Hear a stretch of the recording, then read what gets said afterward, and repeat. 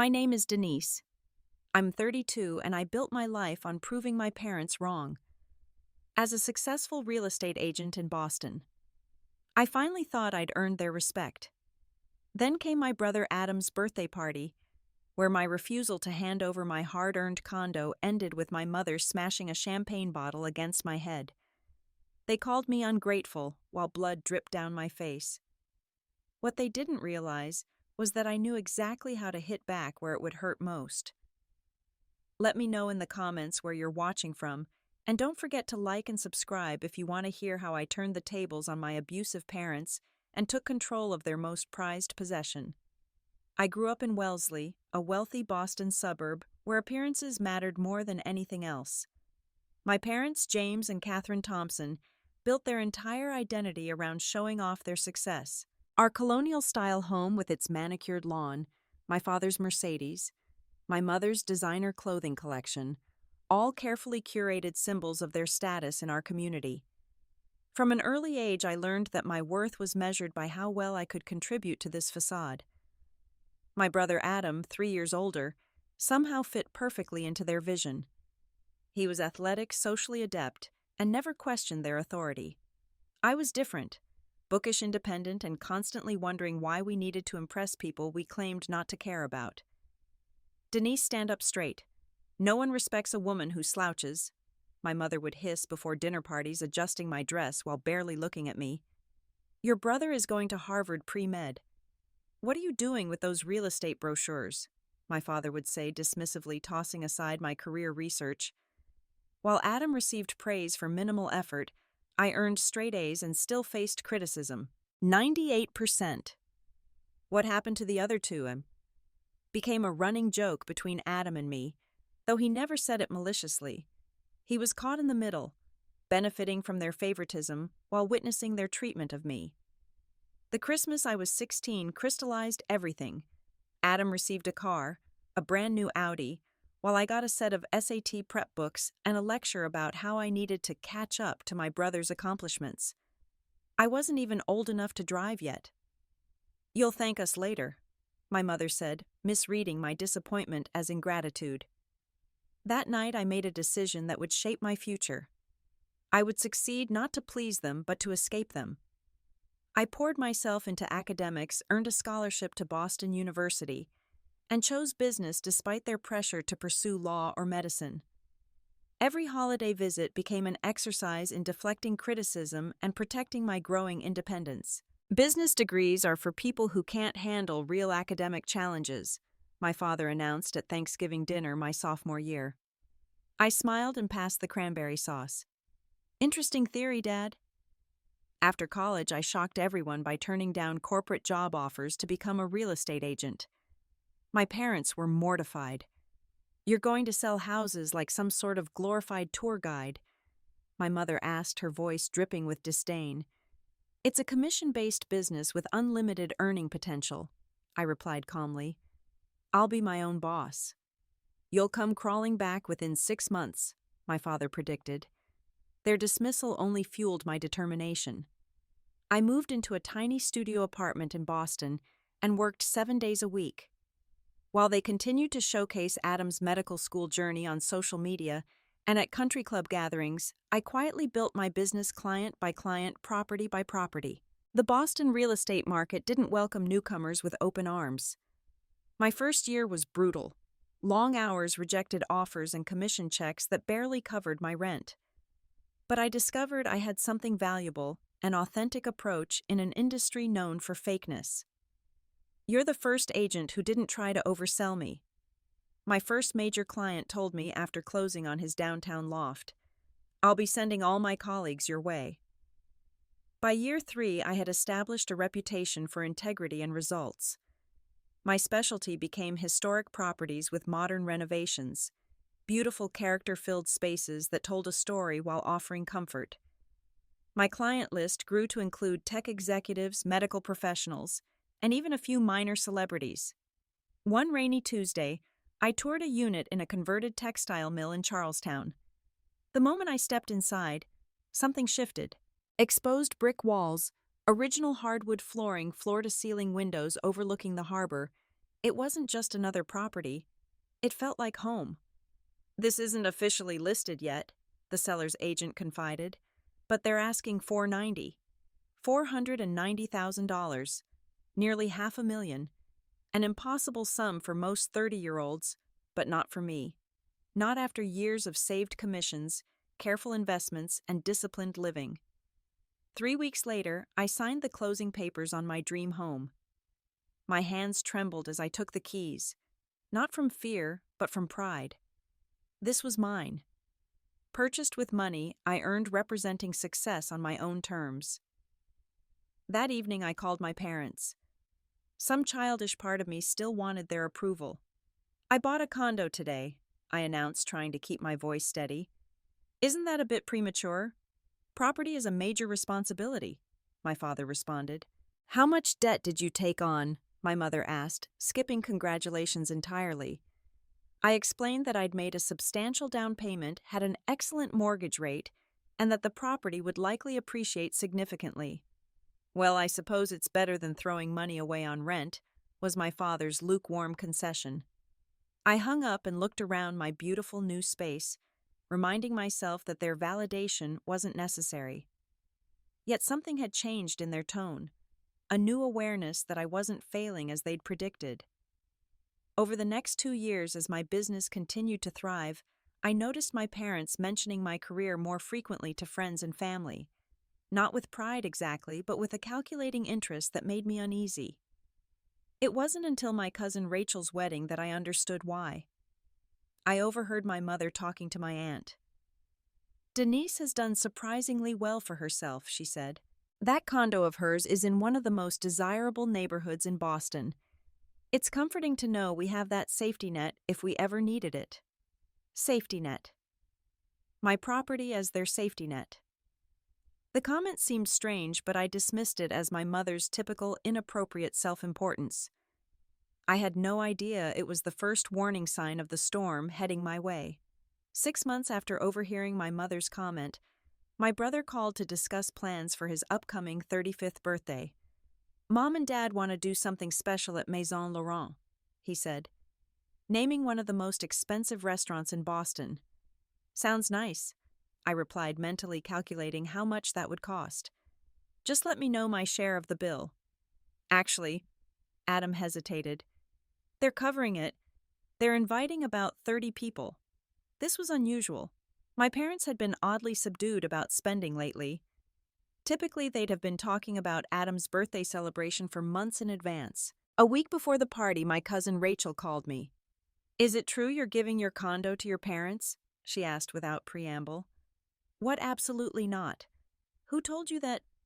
"Aunt Catherine mentioned it at lunch yesterday. Said you were helping them downsize into your place while they look for something more suitable for retirement." My stomach dropped. I thanked Rachel and immediately called my parents. They didn't answer. I tried again the next day and the next. Finally, 3 days before Adam's party, my father returned my call. "Dad, why is Mom telling people I'm giving you my condo?" A long silence followed. "Your mother may have jumped the gun a bit," he finally said. "We were going to discuss this with you at Adam's birthday." "Discuss what exactly?" My voice was dangerously calm. "Denise, we're in a bit of a financial situation. Temporary, of course. The market downturn, some investments that didn't pan out.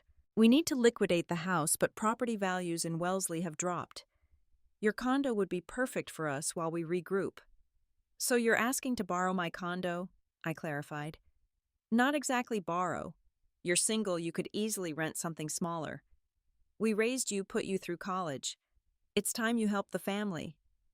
I reminded him that I'd earned a scholarship that I'd paid for the majority of my education through part-time jobs and student loans. "Don't be difficult, Denise. Your mother's already told several friends about the arrangement. We're planning to move next month." The audacity was breathtaking. They hadn't asked. They'd decided. They'd announced it publicly to force my hand. "The condo is not available," I stated firmly. "I'm sorry if you're having financial troubles, but taking my home is not the solution." "We'll discuss this further at Adam's party," he said coldly before hanging up. The days before the party were tense. Family members called, some expressing concern, others pressuring me to do the right thing for my parents. Adam left a vague voicemail asking me to keep an open mind and remember everything Mom and Dad have done for us. By the time Saturday arrived, I'd considered skipping the party entirely. But that would only make me look guilty, as if I had something to hide or was ashamed of my decision. I chose a simple black dress, applied my makeup carefully, and prepared to stand my ground. Maison Laurent gleamed with old-world elegance: crystal chandeliers, white tablecloths, servers in formal attire. My parents had reserved the entire back room, which was already filled with family members and their country club friends when I arrived. Adam spotted me first, hurrying over with a too bright smile. "You made it. You look great." "Happy birthday," I said, handing him a carefully wrapped first edition of his favorite novel.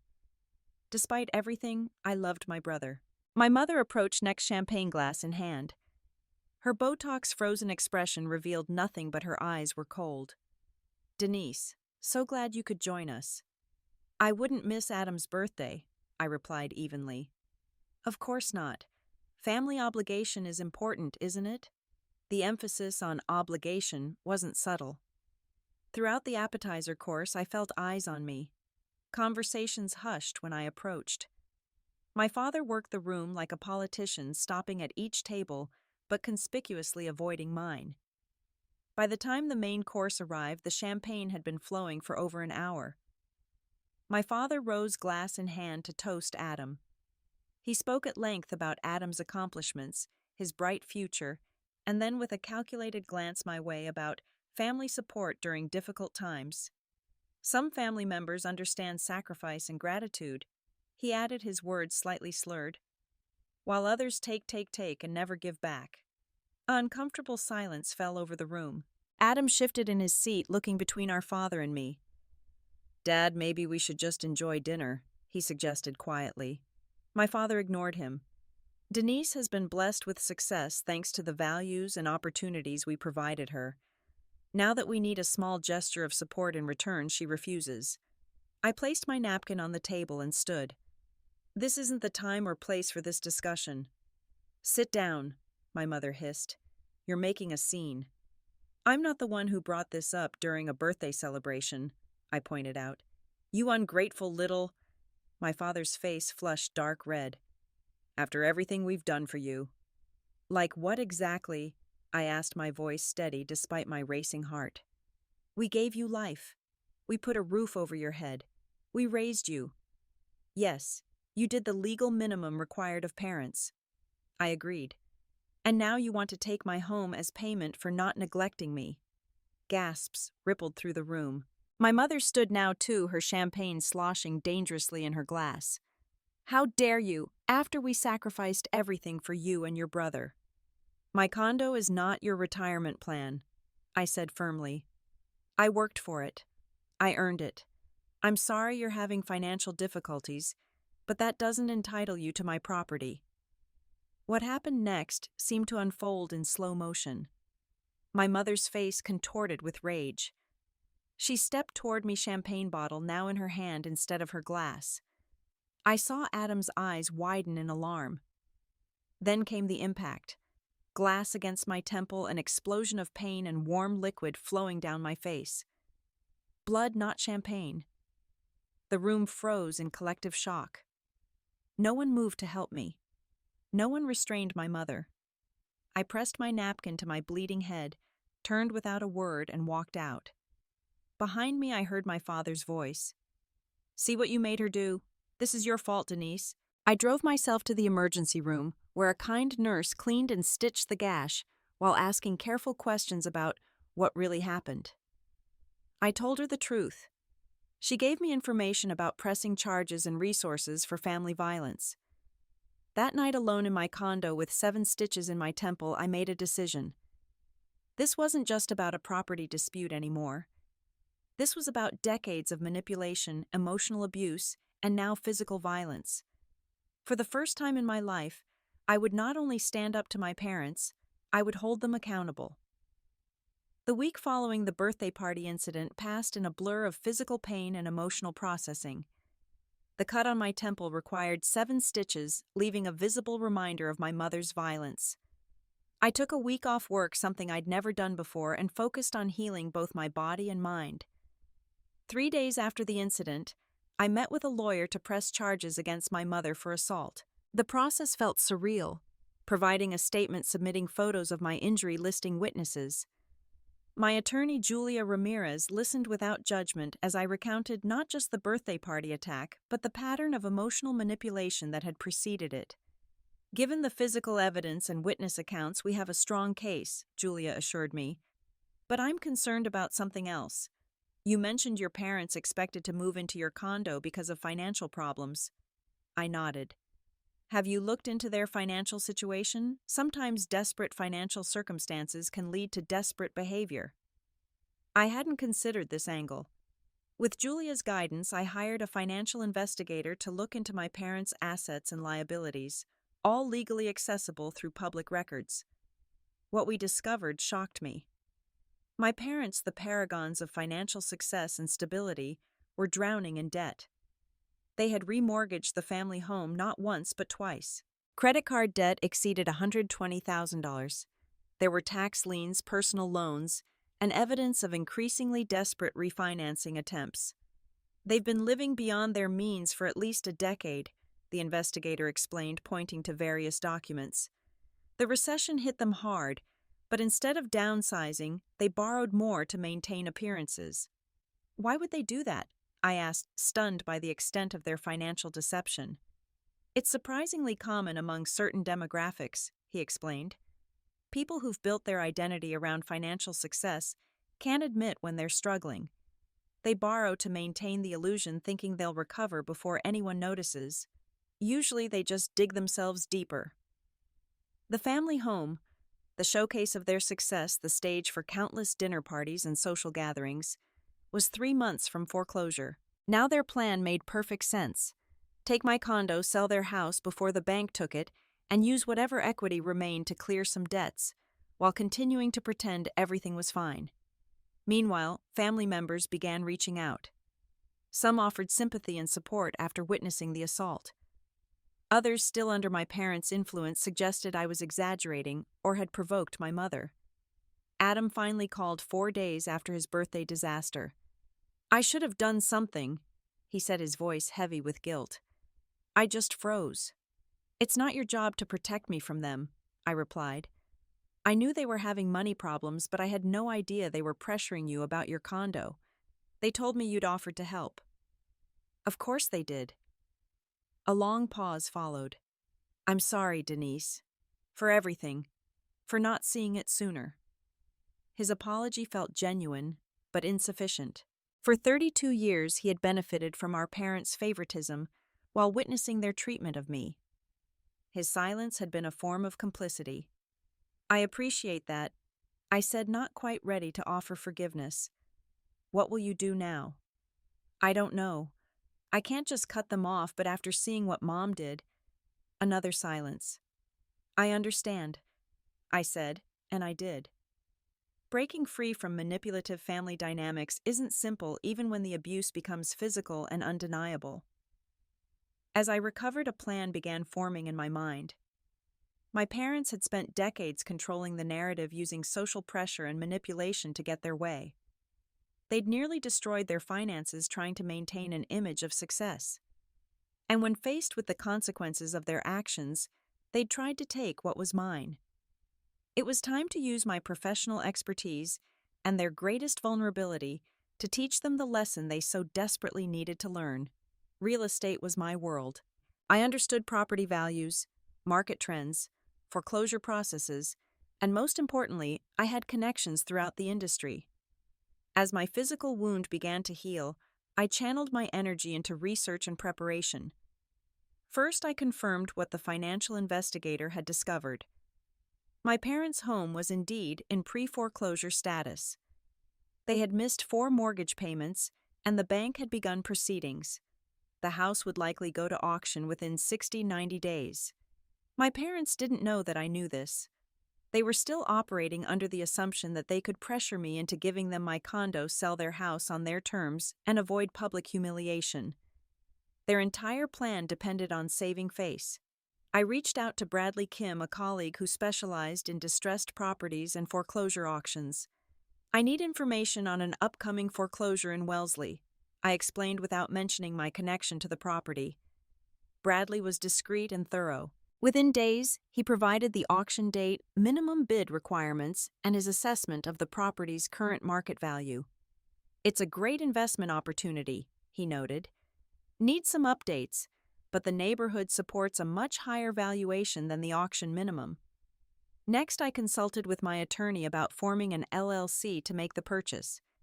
This would allow me to buy the property anonymously, at least initially. Julia set up the legal entity with me as the sole owner behind a generic company name, Heritage Home Investments, LLC. I also needed to secure financing. Despite my success, I didn't have liquid cash to purchase a Wellesley home outright. Fortunately, my excellent credit history and relationships with lenders who specialized in investment properties made this step relatively straightforward. While these preparations progressed, my parents grew increasingly desperate. They left voicemails alternating between guilt trips, vague apologies, and renewed demands. They sent family members to plead their case. My Aunt Barbara called to inform me that my mother was under tremendous stress and that the bottle incident was completely out of character. She needs help, not punishment, Barbara insisted. I agree she needs help, I replied, but not at the expense of my home and financial security. 2 weeks before the scheduled auction, my father showed up at my office unannounced. His appearance shocked me. He'd lost weight and his usually impeccable attire looked rumpled. "You've made your point," he said, his voice lacking its usual authority. "Your mother is facing charges. We're about to lose our home. Are you satisfied now?" "I didn't create this situation," I reminded him. "I'm just refusing to be your solution." "We're your parents," he exploded, drawing stares from my colleagues. "Yes, and parents are supposed to protect their children, not exploit them, not attack them with bottles when they don't get their way." He left without further argument. That evening, I received a text from Adam. "Dad came by my place too. They're desperate. The bank is foreclosing." The auction day arrived with perfect early autumn weather. I attended in person but stayed in the background while a representative from my LLC handled the bidding. 3 other bidders showed interest, but none matched our carefully calculated maximum offer. When the auctioneer's gavel fell, Heritage Home Investments, LLC became the legal owner of my childhood home. My parents weren't present at the auction. According to Adam, they'd been in denial until the final notice came, then had simply shut down, refusing to discuss or even acknowledge what was happening. They still had no idea who had purchased their home. 24 hours after the auction, I scheduled a meeting with them at a neutral location, a conference room in my office building. I told them only that I had information about their housing situation that might help them. They arrived looking defeated and defensive. My mother couldn't meet my eyes while my father maintained a rigid posture of diminished dignity. "We assumed you asked us here to gloat," my father began. I placed a folder on the table. "I asked you here because I need to discuss your living arrangements." My mother looked up, confusion replacing shame. "What do you mean?" "I know your house was sold at auction yesterday," I said calmly. "I want to talk about what happens next." "Some investment company bought it," my father said bitterly. "We have 30 days to vacate."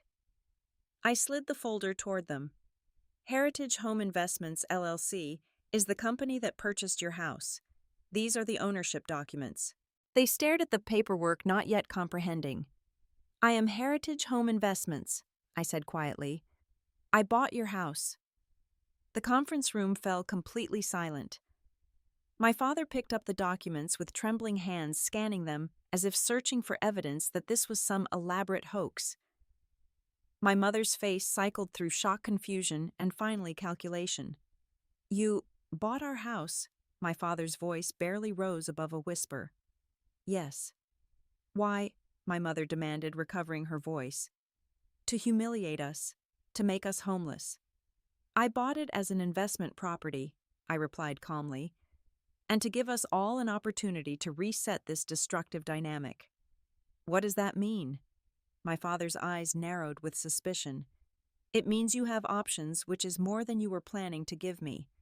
Option 1, you vacate within 30 days as required by law. I'll renovate and either sell the property or find new tenants. They exchanged panicked glances. Option 2, I continued. We establish a formal landlord-tenant relationship with a proper lease market rate rent and clearly defined boundaries. You expect us to pay rent to live in our own home? My mother's indignation flared. It's not your home anymore, just like my condo never was and never will be yours. I kept my voice level. Your financial decisions led to foreclosure. Your treatment of me led to my involvement. These are the consequences. This is revenge, my father accused. No. Revenge would be putting you out on the street, which is essentially what you tried to do to me. This is an opportunity to rebuild our relationship on healthier terms. I laid out my conditions. They would need to attend financial counseling to address the shopping addiction and status anxiety that had driven them into debt. They would both need therapy, individually and as a couple. My mother's assault case would proceed through the legal system without interference or attempts to pressure me into dropping charges. And most importantly, they would respect my boundaries completely. No demands, no guilt trips, no manipulation. And if we refuse, my father challenged, then you have 30 days to find alternative housing. My mother began to cry. Not her usual calculated tears meant to manipulate, but genuine body-shaking sobs. My father put his arm around her automatically, his own eyes glistening. We have nowhere else to go, he admitted. Everything we had went into trying to save the house. I know, I said gently. That's why I'm offering option 2. But it has to be different this time. I won't accept anything less than complete respect and appropriate boundaries. The conversation lasted hours, oscillating between accusations, bargaining, and moments of clarity. At one point, my father actually apologized, perhaps the first genuine apology he'd ever offered me. We were wrong, he said simply. Not just about the condo, about many things. By evening, we had reached a tentative agreement. They would remain in the house as tenants with a 2-year lease at slightly below market rate. They would attend the required counseling and therapy sessions, which I would help arrange but not finance. My mother would complete the court-mandated anger management program resulting from her assault charge, and we would establish a regular family meeting with a therapist to work on rebuilding our relationship. Adam joined us for dinner afterward, looking both relieved and uncomfortable. I still can't believe you bought their house, he said when our parents stepped away from the table. Neither can I honestly, I admitted. You could have just let them lose everything. I could have. Maybe I should have. I considered this. But I don't want to be like them, using power to hurt people. I just want them to understand there are consequences for treating people badly, even family. Especially family. The following weeks were challenging. My parents oscillated between compliance and resistance, between gratitude and resentment. My mother completed her court-ordered community service and anger management program. My father struggled with financial counseling, finding it humiliating to admit the extent of their financial deception. Family therapy sessions were tense but gradually productive. Old patterns were identified, childhood wounds addressed. Adam participated, finally acknowledging his role in the family dynamic and working to establish a more equal relationship with me. 6 months after buying their house, I visited my parents for Sunday dinner, our new tradition. The power dynamic had shifted permanently. In their eyes, I saw something new: respect. Not the approval I'd once desperately craved, but genuine recognition of my worth and autonomy. That evening, sitting in the living room where I'd spent so many uncomfortable holidays feeling inadequate, I felt a complex sense of peace. Not because I'd won or because they'd lost, but because for the first time our relationship existed in reality rather than fiction. The painful truth had finally replaced the comforting lies we'd all been telling ourselves. The healing process wasn't perfect or complete. Some days brought setbacks, old patterns re-emerging like stubborn weeds. But slowly, authenticity began to replace performance. Honesty supplanted manipulation. And in that space, something resembling real family bonds began to grow. Have you ever had to set difficult boundaries with family members who refuse to respect you? Let me know in the comments below. This journey taught me that sometimes the most loving thing we can do for toxic people is to hold them accountable.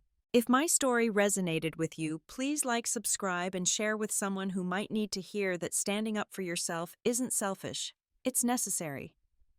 Thank you for listening, and remember, real family supports your growth, not your submission.